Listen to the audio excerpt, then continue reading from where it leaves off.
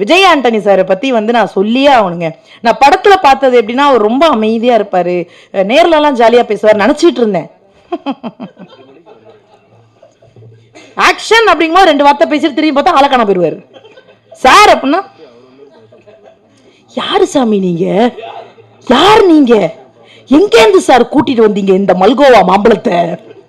அப்படியே சார் நீங்க அவரை நீங்க எப்ப, நான் ரொம்ப நேரம் யோசிப்பேன், இவரு எப்ப சிரிப்பாரு, தூங்கும் போது தூங்கிடுவாரு, அப்ப யார்கிட்ட எப்படி சிரிப்பாரு இவரு, எப்ப பேசுவாரு இவரு, நான் இப்படியெல்லாம் யோசிப்பேன்.